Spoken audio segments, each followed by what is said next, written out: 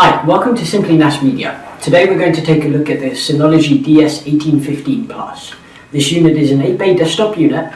Of course, network attached storage can support 2.5-inch and 3.5-inch SATA 2 and SATA 3 hard drives. You can also equip it with 2.5-inch SSDs. The unit comes with a quad-core 2.4 GHz processor, which is an upgrade to its predecessor, the 1813, which was just a dual-core processor. I think clocked in around 1.8 to 2 GHz. So there's a big increase in the processor in the unit in itself. Its predecessor, the 1813, only had the capability of going up to 4 GB RAM. With the 1815, you now have the capability of going up to 6 GB. This is done by the 2 GB that comes stock on the unit, and then of course you'll add in either a 2 GB or a 4 GB stick. It's up to you whether you want to go to 4 GB or 6 GB. This is beneficial once again for media streaming, for backing up, let's say, files.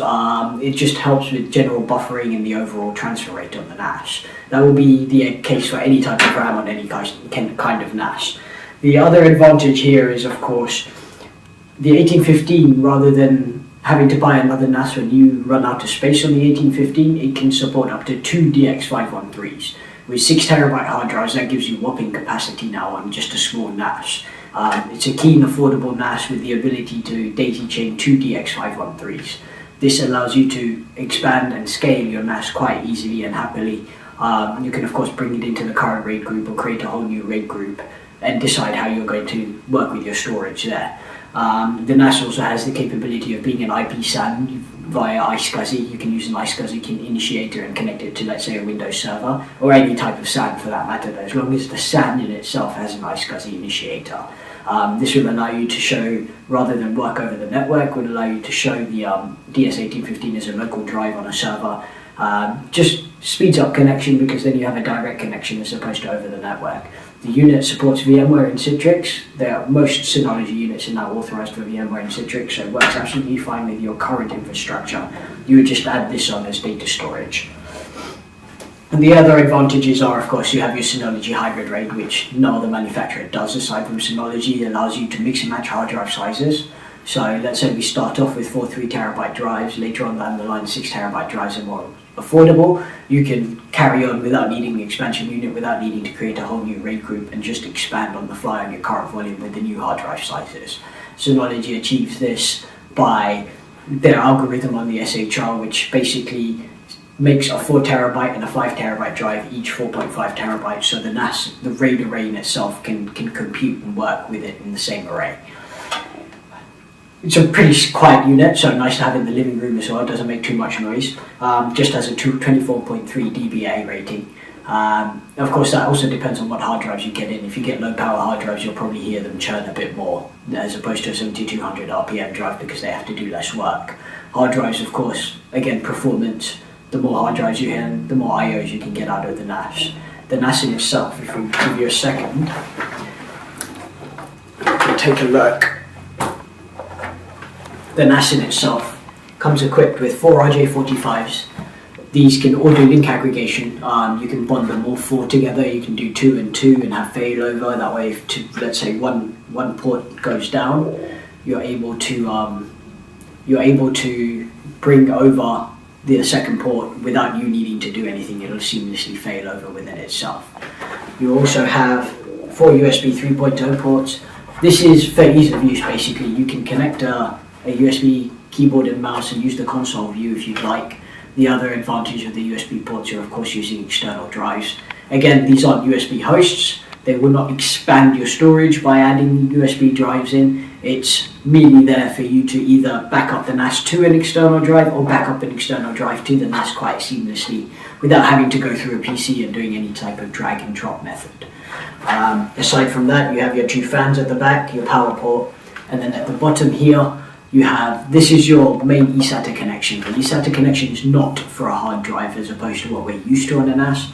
The eSATA connection on the 1815 series is specifically for the DX513.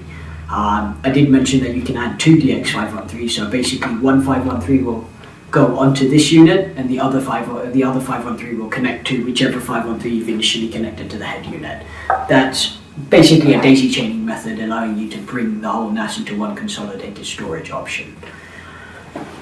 Aside from that, the other advantage is, of course, the Synology software. Let's turn this back around again for you guys. The other advantage is, of course, the Synology operating system, which I can't show you because we're doing hardware here. The operating system is, of course, ease of use. We've found it to be one of the easiest usable interfaces in the current NAS market. If you're used to a smartphone, you're pretty much used to the Synology operating system. They present you icons on the desktop. You use those icons. Basically, your backup station can be there. All your types of applications that you can download onto the Synology. Do bear in mind, Synology, of course, have their own app store. This allows you to download applications such as Dropbox, for instance. You can back up your whole Dropbox to your NAS if you do use Dropbox. The other advantage is, of course, your NAS can serve as your type of Dropbox with Synology Cloud Services. This is ease of use. Once again, you connect this up to a UPnP router, create your account with Synology, username and password. You do this locally.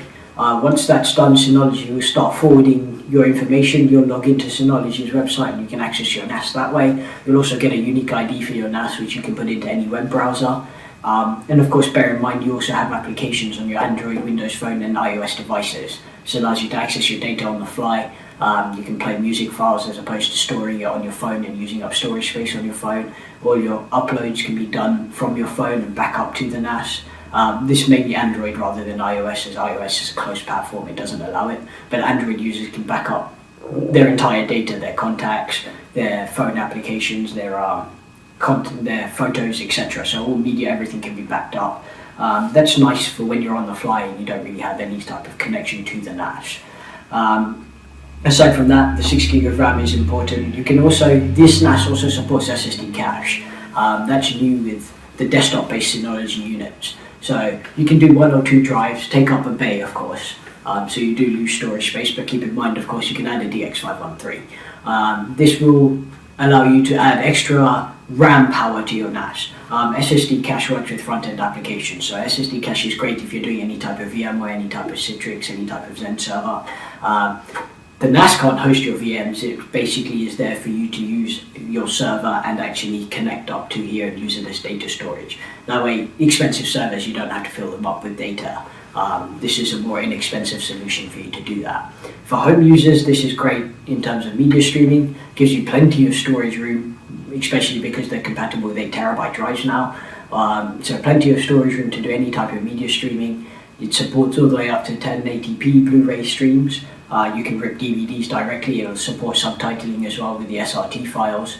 DLNA compatible, so it connects to any type of smart TV, an Xbox, a PlayStation, anything with DLNA compatibility now. Plex Media is also supported. That's a big thing. Plex Media is probably the best way for you to do any type of media on a NAS. Plex Media allows you basically to throw all your media into one folder. It'll organize everything for you, be it TV shows, be it movies, be it music, be it photos. I find that more useful to use simply because there's applications readily available for every type of device. Samsung TVs, PlayStation 4s, Xbox Ones, even your iPhone, your Android device, even a Google TV, for instance. You download Plex there, you log in, and your server's available. If you are a Plex Pass user, your server's available over the internet also, so all your media is available over the internet, so you don't need to leverage the Synology My Cloud services, for the simple reason your Plex Pass will already do that for you. I do recommend Plex Pass. As a company, we also recommend Plex for all your media needs, as it works. It's just seamless, it's easy to use, that way you don't have any type of setup. The Synology media player inbuilt, the DLNA, does have a slight bit of setup. It's nothing intensive. It's a matter of you saying this directory is for movies, this directory is for TV shows, this directory is for music, this directory is for photos, and then it'll applicably show you that when you go to your DLNA device and bring up your Synology. That being said, it is not as easy as Plex in the organizational sense, because you will have to break up your movies, your videos, your movies, your TV shows, your photos, all into separate folders on the NAS as well. The NAS comes with a default multimedia share folder, so from that aspect, it's just creating the folders in there. Great for businesses in terms of file sharing, especially if you set up the My Cloud services. This will allow you to send either people, employees, external clients, people on the field. They can access the NAS. You can also send them links to download documents. The Synology's best option is the inbuilt version control. So let's say someone on the field's working on a file that you're working on in the office. If you do clash at the saves, basically the Synology will create versions of those saves. You can decide which one you want to keep, which one you want to merge, whether you want to keep both files. In terms of the version control, it's totally up to you. They give you great control in the control panel to decide whether you even want version control in the first place. The other option is, of course, enable your recycle bins. There's so many times people delete files by mistake. The DS1815 does support recycle bin. Of course, keep an eye on it because it does take up your storage space, but it's nice to have an option to recover files. Aside from that, I think that's all it is on the DS1815. Give us a call. We'd love to speak to you about it if you have any other questions regarding the unit. Of course, if you'd like to know more about the media aspects, more about the virtualization aspects, do give us a call. We'll be happy to answer any questions. You can always call us at 407-960-4690. You can also email SimplyNAS at sales@simplynas.com. Our staff is always ready and able to help. Thank you. We hope you've enjoyed looking at the DS1815. We'll speak to you soon. Have a good day.